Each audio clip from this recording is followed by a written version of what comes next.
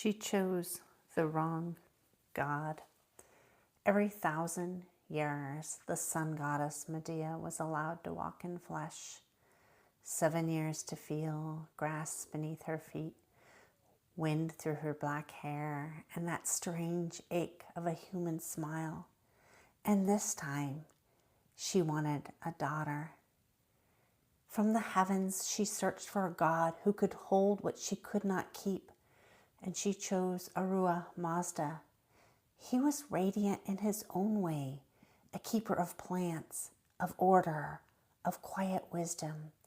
She came to him with gifts, and where she stepped, gold took root. His palace began to shine with her light. They married, and soon after, their daughter was born, Hela. But Hela was not like her mother. She did not burn. She didn't glow. She shined with her own internal light. She wasn't of the sun or sky. She was something else. The shadow radiating with light, something new. And Medea loved her because she was not what she expected, but Medea knew. Daughters are not what one expects. Daughters are weeds, a life force finding its own way. But Medea knew she could not stay.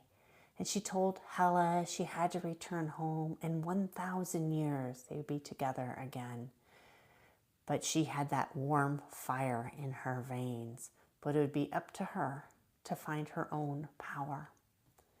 And she told Mazda as she left that the house would never fail if she cared for Medea. And he promised. And for a time, he kept it. But promises made in sunlight are harder to hold in shadow.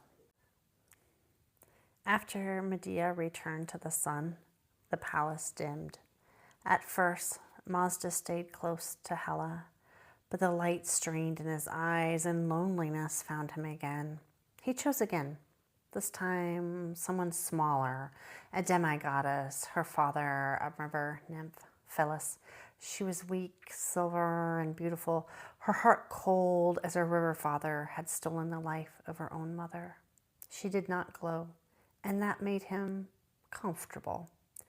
With Phyllis, Mazda was not less than. He was a powerful god in his golden palace, and together they had a daughter, Ariel. And from that moment, the house began to forget itself. The golden walls began to fleck. The woven golden columns crumbled, slowly at first, and the plants began to wither. Phyllis did not understand the palace. She rearranged it, spoke loudly, broke things that should not be touched. And Mazda said nothing, because every time he looked at Hela, he remembered the promise he had broken. So instead of love, he gave her distance, then coldness, then blame. Hela learned to be quiet.